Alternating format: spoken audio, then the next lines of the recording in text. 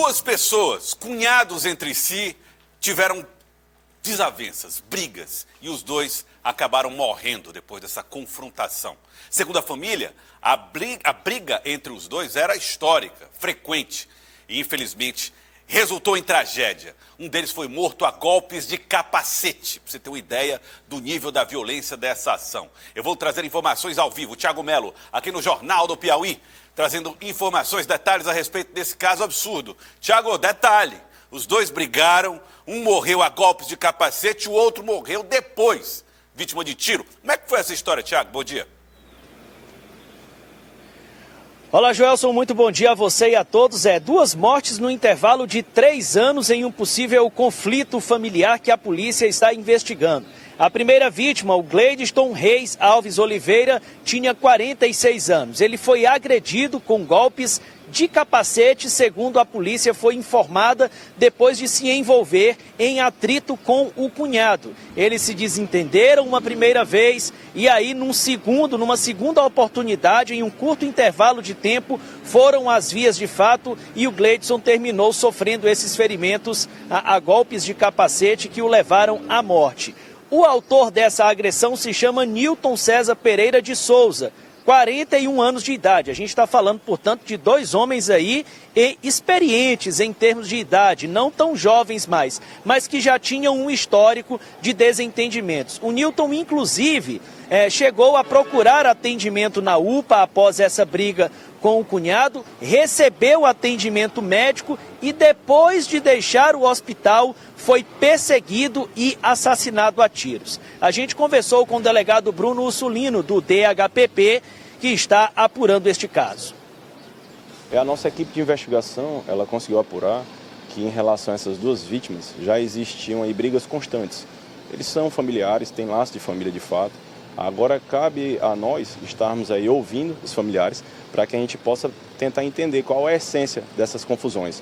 Para a gente procurar entender se é alguma rivalidade apenas no âmbito familiar, se tem algum envolvimento com o crime, para a gente confirmar aí no caso a questão deles serem usuários de entorpecentes, para a gente saber se esse foi o início da confusão. O que a gente sabe é que eles tiveram uma confusão inicial no interior de uma residência e que essa confusão, posteriormente, ela teve um novo início e que ele teria sido agredido, possivelmente com um capacete, e não teria resistido a essas agressões, e aí veio a óbito. De acordo com a polícia, com o que foi apurado até agora, o Nilton César, quando estava sendo perseguido, ele ainda tentou buscar abrigo em uma casa para fugir da morte, mas não conseguiu escapar. O delegado Bruno Ursulino trouxe os detalhes da segunda morte que aconteceu horas depois da primeira. Sabe é que foram duas mortes no mesmo dia, um na madrugada e outro possivelmente no amanhecer. Nossa equipe vai até o local, vai tentar apurar todos esses detalhes para que a gente possa estar trazendo tudo para os autos. O que a gente sabe é que ele teria sido perseguido, a gente está aí averiguando se existe a possibilidade de um carro ter sido utilizado nessa perseguição, se houve uma perseguição a pé, se era somente uma pessoa, se era homem, se era mulher. Então, são circunstâncias que realmente elas ainda exigem como dúvida no início da investigação, mas que certamente nós vamos conseguir apurar. A polícia está averiguando se a morte do Nilton César vai se configurar realmente numa retaliação ou uma vingança por conta da morte da primeira vítima. Joelson. Tá certo, Thiago. Muito obrigado pelas informações em torno desse caso estranhíssimo em que dois cunhados ali disputam, brigam e depois morrem em momentos distintos. Agora, Thiago, eu vou trazer daqui a pouco com você informação a respeito de um carro que foi encontrado agora há pouco nas águas do rio Poti, zona norte da capital. A polícia já está lá, as equipes, inclusive para tentar retirar esse veículo também. E a informação que se tem, a primeira informação, Thiago, é de que haveria um corpo dentro desse carro.